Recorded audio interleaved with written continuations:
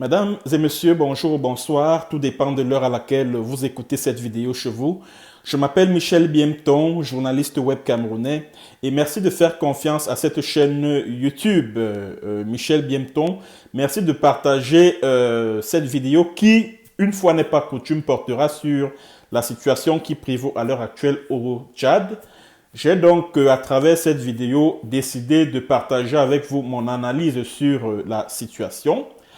Alors, Idriss Déby Itno, le président de la République du Tchad, qui était en train de vouloir briguer un énième mandat après avoir passé 30 ans à la tête du Tchad, qui est un pays voisin du Cameroun, mon pays d'origine, a été donc est mort. Idriss Déby Itno est mort ce 20 avril 2021. Certaines versions laissent croire qu'il a été tué au front. D'autres nous disent qu'il a été assassiné. À mon avis, je pense que Idriss Déby Itno a été purement et simplement assassiné. Oui, ça c'est la position du web journaliste camerounais Michel Biemton. Idriss Déby Itno a été assassiné. Et il a été assassiné par... A-t-il été assassiné par la France? Ça, c'est la question que je me pose parce qu'il était un agent de la France.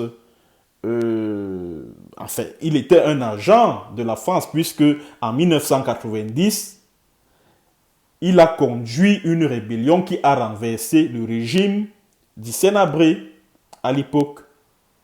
Et Idriss Déby Itno, c'est-à-dire que le mouvement rebelle conduit par Idriss Déby Itno était soutenu par la France. Alors, est-ce cette même France qui a décidé de se débarrasser d'Idriss Déby Itno? D'abord, commençons par la toute première articulation de cette séance vidéo. Idriss Déby Itno assassiné ou mort au front. Alors, certains indices laissent croire qu'Idriss Déby Itno a été assassiné. Pourquoi? L'année dernière, c'était en avril 2020, lorsque l'armée tchadienne a lancé une offensive contre la secte islamiste Boko Haram. On a vu des images montrant Idriss Déby Itno descendre sur le terrain pour galvaniser les troupes, pour galvaniser les soldats tchadiens. Pourquoi n'a-t-on pas vu les mêmes images, c'est-à-dire que les mêmes concernant l'offensive contre les rebelles du Front pour l'alternance et la concorde au Tchad? Pourquoi n'a-t-on pas vu les images d'un Idriss Déby en train de descendre sur le terrain pour affronter, pour galvaniser les troupes en guerre contre les rebelles du FAT? Ça, c'est la première question. Autre question. Vous avez sans doute vu le cortège, c'est-à-dire que des images circulent en ce moment sur les réseaux sociaux. Et ces images montrent le cortège du corps, c'est-à-dire que de la dépouille d'Idriss Déby Itno, roulant en trombe dans les rues de N'Djamena, la capitale du Tchad. Et quand vous regardez la nature des véhicules qui font partie de ce cortège-là, ce ne sont pas des véhicules militaires. C'est-à-dire que pour un chef d'État qui a été tué au front, l'on s'attendrait à voir, par exemple, je ne sais pas, des blindés de l'armée tchadienne, les 4x4 et tout, entourer le cortège qui conduit qui conduit Idriss Déby blessé à l'hôpital. Or, quand vous regardez ces images-là qui circulent en ce moment sur les réseaux sociaux, quand vous regardez ces images-là, allez par exemple sur la page du lanceur d'alerte Boris Bertol. Il a publié ces images-là sur sa page Facebook. les véhicules qui roulent en vitesse là, ce ne sont pas des véhicules de l'armée. Ça veut tout simplement dire que qu'Idriss Déby n'a pas été tué au front. Idriss Déby a été tué au palais présidentiel de N'Djamena, au Tchad. Il n'est pas mort sur le front de guerre parce que c'est la version que les médias français, qui eux-mêmes s'appuient sur la version officielle du gouvernement tchadien, sont en train d'agiter en ce moment. À savoir que voilà, Idriss Déby est mort sur le front de guerre. Non, Idriss Déby a sans doute été assassiné. Ça, c'est ce qui apparaît comme étant certain. Autre point également, dans le cadre du journal Afrique de France 24, si vous allez sur mon mur Facebook, j'ai partagé un extrait de l'intervention d'Alain Foka, journaliste de RFI. C'est-à-dire que le journal Afrique de France 24. Et d'après cet extrait, Alain Foka, qui est un journaliste de renom, très crédible, déclare qu'il n'a pas le sentiment qu'Idriss Déby est mort au front, qu'il ne croit pas à cette version et que les informations qui lui parviennent laissent croire qu'Idriss Déby a été assassiné. Ça, c'est Alain Foka, journaliste de RFI, qui le dit. Autre chose également, le 19 avril 2021, le 19 avril 2021, c'est-à-dire que la veille de la mort d'Idriss Déby, de l'annonce de la mort d'Idriss Déby Itno, les rebelles du FAT ont annoncé à RFI, Radio France Internationale, qu'ils sont en train d'observer un repli tactique vers le Kanem. Parce qu'ils étaient déjà sur le point d'entrer en N'Djamena, la capitale. Mais à RFI, ils ont déclaré qu'ils sont en train de faire un repli vers le Kanem, c'est-à-dire au nord du Tchad. Pourquoi? C'est-à-dire que la raison avancée par le chef des rebelles, c'était que les positions, c'est-à-dire que l'aviation française était en train de renseigner l'armée tchadienne sur leurs positions, etc. Et l'un des chefs rebelles du FAT a même d'ailleurs accusé la France de soutenir Idriss Déby Itno. Est-ce que le chef quand on nous dit qu'Idriss Déby Itno est mort au front, mais en même temps, on nous fait savoir que les rebelles du FAT ont opéré un repli tactique vers le nord, vers le Kanem. Est-ce que ce sont donc ces forces du FAT, là, ces rebelles du FAT, qui ont assassiné Idriss Déby en route vers le front de guerre, alors que les rebelles étaient en train d'effectuer un repli tactique? Donc une force rebelle qui opère un repli tactique est encore impliquée dans un conflit. Une force rebelle qui opère un repli tactique, comment peut-elle être impliquée dans une attaque ayant réussi à atteindre mortellement Idriss Déby Itno? C'est la question qu'il faut se poser. Donc, on ne peut pas nous dire qu'Idriss Déby Itno est mort au front. Ce n'est pas possible. Dès lors que les forces rebelles ont annoncé sur RFI qu'elles étaient en train de remonter vers le Kanem, de faire un repli tactique vers le Kanem. Ce n'est pas possible. Alors, venons-en à un autre point. Parce que je me pose la question de savoir si les rebelles du FAT, c'est-à-dire que Front de l'alternance de la Concorde du Tchad, ont des liens avec la France. Je tiens tout d'abord à vous dire que ne soyons pas naïfs. Ne soyons pas naïfs. C'est vrai, j'ai entendu dire que non, les rebelles du FACT sont soutenus par les Russes. Parce qu'ils détiennent des armes, c'est-à-dire un armement de fabrication russe. Moi, j'appelle cela une fausse piste. J'appelle cela une fausse piste. Et il ne faudrait pas que nous tombions dans le piège des fausses pistes. Retenez ceci. Tout mouvement rebelle qui opère dans le précaré, dans tous les pays africains, du précaré français, tout mouvement rebelle qui émerge dans quelques pays africains du précaré français que ce soit, est soutenu par la France, est soutenu par les services secrets français. Retenez-le une bonne fois pour toutes. Par exemple, vous voyez le cas de la Côte d'Ivoire, les forces nouvelles étaient soutenues par qui? Par la France. Vous allez en Centrafrique, la Seleka qui a renversé Bozizé en 2013, je crois, le 24 mars. La Seleka a été soutenue par qui? Par la France. Alors, on ne peut pas nous dire tout de go que les forces rebelles du FACT sont soutenues par les Russes. Ce n'est pas possible. Et surtout que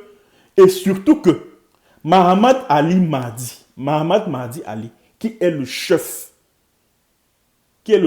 de ce mouvement rebelle-là, le Front pour l'alternance et la concorde du Tchad. Mahamat Mahdi Ali est père de 5 enfants et toute sa famille vit en France. Toute la famille du chef rebelle du FACT vit en France. Son épouse est en France et 5 enfants sont en France. Et lui-même, il est un réfugié, il est réfugié politique en France. Alors, vous voyez donc, voilà donc quelqu'un qui crée un mouvement rebelle, qui a décidé de ravir le pouvoir à Déby. Idriss Déby, qui est un pion de la France, qui est l'un des cerveaux de la France-Afrique. Mais il vit en France. Le gouvernement français le laisse vivre en France. Il laisse vivre en France sa famille. C'est-à-dire que quelqu'un qui s'attaque à Déby, c'est-à-dire qui s'attaque aux intérêts de la France. Mais la France lui accorde le statut de réfugié politique. La France lui accorde la possibilité de vivre en France avec sa famille. Vous trouvez que c'est, vous ne trouvez pas que c'est louche? Vous ne trouvez pas ça bizarre? Et surtout que, même si au départ, les rebelles du FACT, parce que le mouvement rebelle, ce mouvement rebelle-là est basé au sud de la Libye.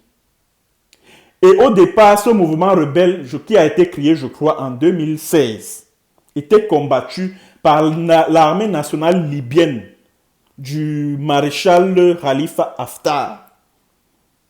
Au départ. Mais, par la suite,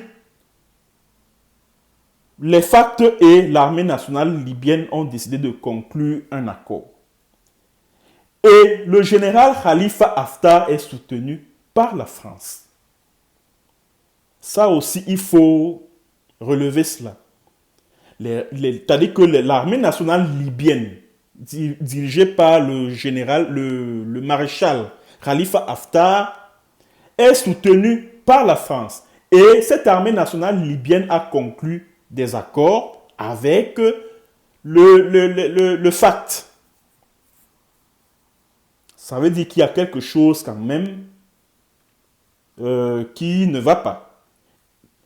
Quand je me posais la question de savoir tout à l'heure si les rebelles du FACT ne sont pas soutenus par la France, par les services secrets français, je pense qu'à travers des indices que je viens de vous présenter,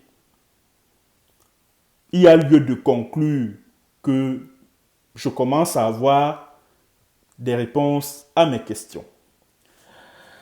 Et il y a également un fait qu'il est important de relever. C'est que ces gars du FACT-là, de ce mouvement rebelle tchadien-là, ils ont des positions ambiguës. Ils ont des positions très ambiguës. D'abord, ils disent que, c'est-à-dire que le 19 avril, comme je vous le disais tout à l'heure, ils ont déclaré sur RFI le 19 avril 2021, c'est-à-dire la veille de l'annonce du décès du président tchadien Idriss Déby, qu'ils sont en train de faire un repli tactique vers le Kanem. Et tout à l'heure, je suis tombé sur une interview sur la chaîne YouTube appelée, sur une chaîne YouTube gérée par un activiste tchadien. Alors, sur cette chaîne YouTube, le porte-parole du FACT, un certain Kingabé de Tapol, a déclaré qu'ils vont d'abord laisser la famille d'Idriss Déby faire son deuil avant maintenant de songer à marcher sur N'Djamena. Vous ne trouvez pas que c'est quand même bizarre? Donc voilà des rebelles, c'est-à-dire un mouvement rebelle qui cherche à renverser Idriss Déby, qui n'est déjà pas d'accord avec le fait que la famille, qui ne sont pas d'accord avec une succession familiale à la tête de l'État tchadien. Mais maintenant, ce sont les mêmes chefs rebelles qui vous disent que non, nous voulons d'abord attendre, nous laissons d'abord la famille d'Idriss Déby faire son deuil. Qu'est-ce qui explique cet intérêt subit pour le deuil d'Idriss Déby, pour la famille d'Idriss Déby? Qu'est-ce qui explique que ce mouvement rebelle se soucie tant de la famille Déby plutôt que des institutions du Tchad qui ont même déjà été, parce que le conseil militaire tchadien qui a été mis en place après l'annonce du décès d'Idriss Déby a déjà dissous et la Constitution et l'Assemblée nationale française. Donc, pendant que les gars du FACT disent que non, oh, ceci, cela, on laisse d'abord la famille de Déby faire le deuil, celui qui dirige ce conseil militaire de la transition-là, qui n'est autre que l'un des fils d'Idriss Déby Itno, Mahamat Déby Itno, est déjà en train de positionner ses pions. Il est déjà en train de positionner ses pions à gauche et à droite, et surtout que comme la Constitution a déjà été dissoute, l'Assemblée nationale a déjà été dissoute, rien n'empêche le fils d'Idriss Déby qui dirige ce CNT-là, le Conseil militaire de la transition, de prendre le pouvoir, de se porter candidat, d'être le candidat du mouvement patriotique du salut, c'est-à-dire le parti au pouvoir au Tchad. Rien ne l'empêche, puisque de toutes les manières, toutes les institutions ont été mises à plat. Rien n'empêche ce fils de Apapa-là de devenir le futur président de la République du Tchad. C'est même vers cela qu'on s'achemine. Alors, au lieu maintenant de prendre les choses en main, au lieu de battre le fer pendant qu'il est chaud, les rebelles du FACT, par la voix de leur porte-parole, Kingabé de Tapol, nous annoncent que non, nous laissons d'abord la famille faire son deuil. C'est après que nous allons marcher sur N'Djamena. C'est pas sérieux ça. C'est pas sérieux.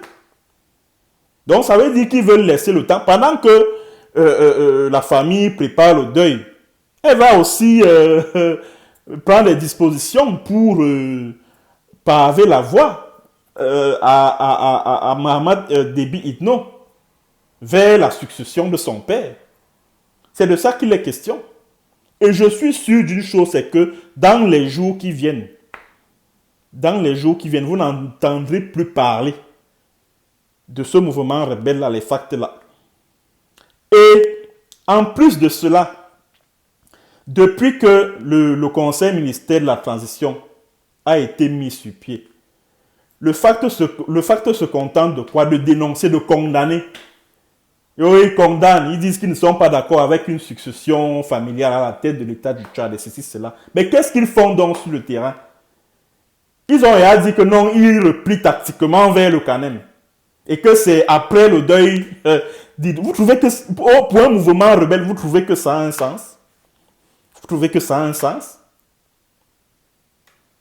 Et je vais arriver au troisième point, à savoir le soutien de la France et du Cameroun voisin au Conseil militaire tchadien. C'est-à-dire que le soutien de la France et du Cameroun au Conseil militaire tchadien. Bon, voilà une France qui soutient le renversement des institutions au Tchad. Parce que c'est de cela qu'il s'agit. Il ne faut pas se cacher pour le dire. La France qui est si attachée au respect scrupuleux des institutions vient donc, au vu et au su de tout le monde, soutenir un organe ad hoc, un organe étatique ad hoc, à savoir le Conseil militaire tchadien, qui a remis en cause les institutions du Tchad.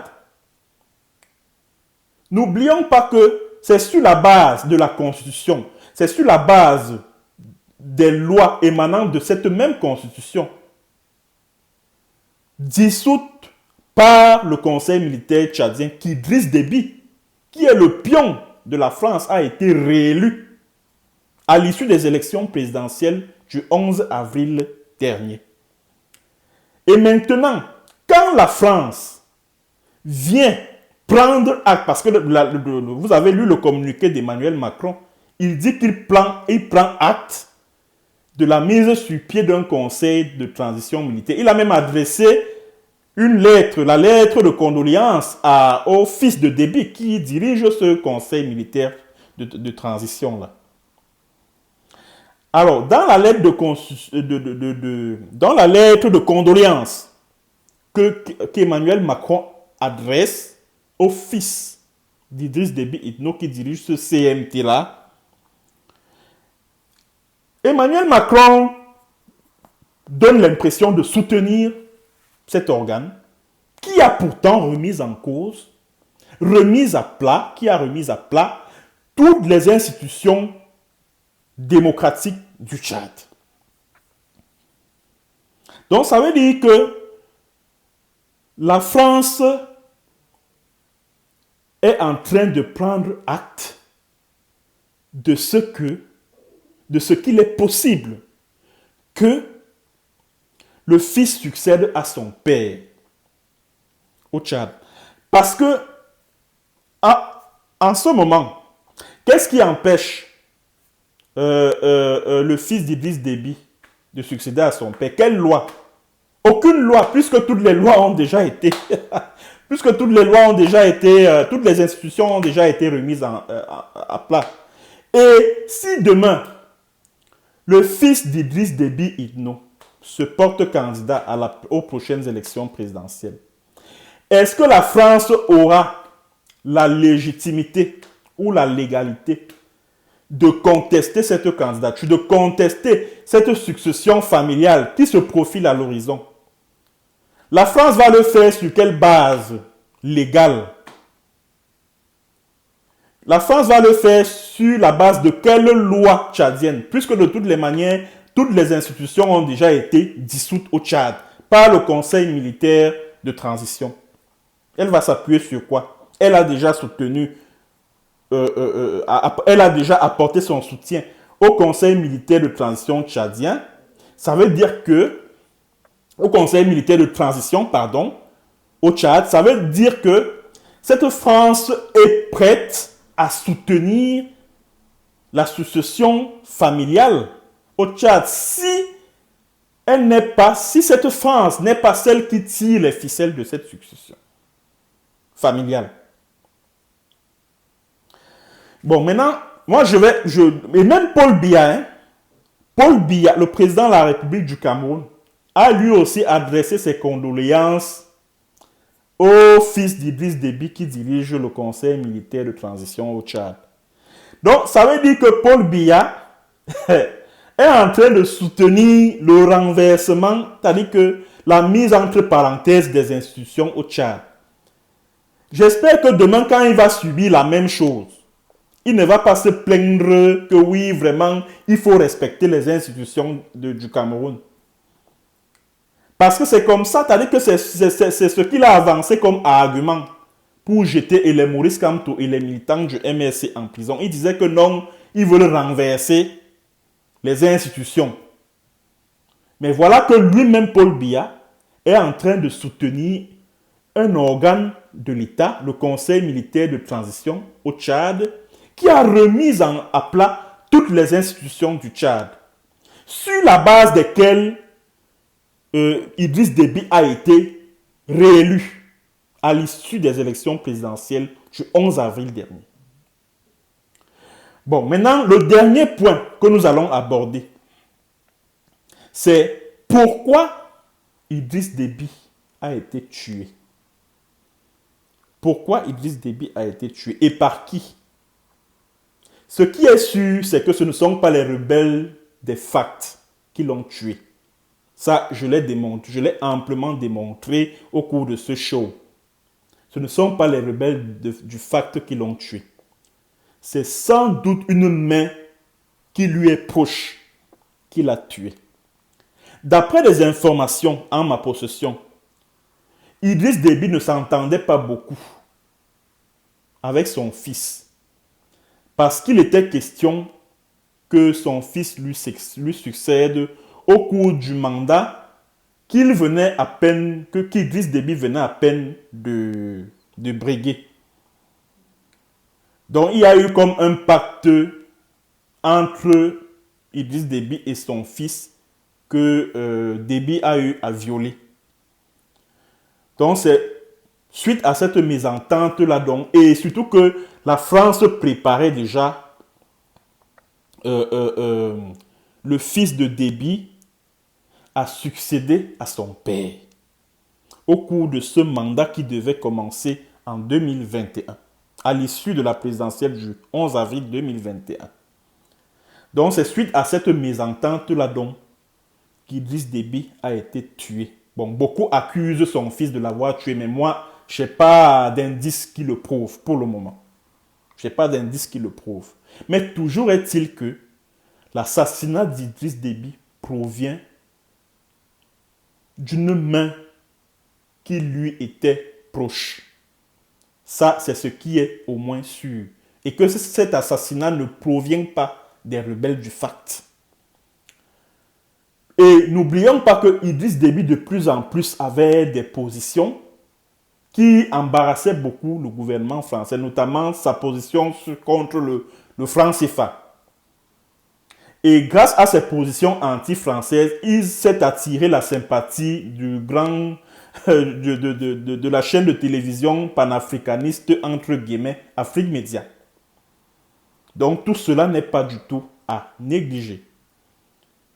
Et la France s'est sans doute sentie embarrassée par ces prises de position et a décidé de se débarrasser de Déby le plus vite possible et positionner son fils qui actuellement gère le Conseil militaire de transition, Mahamat Déby Itno.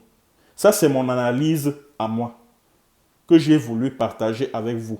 Mais toujours est-il que dans les prochains jours, nous en saurons davantage sur ce qui s'est réellement passé. Parce qu'actuellement, on nous dit oui, Idriss Déby est mort au front. Juste pour, moi j'appelle ça les fausses pistes vers lesquelles les médias français sont en train de nous conduire. Mais en ce qui me concerne, Idriss Déby a été assassiné par la France. On le saura sans doute dans les prochains jours. Merci d'avoir écouté cette séance vidéo et à la prochaine pour une autre séance et sur un autre thème. Bonjour ou bonsoir.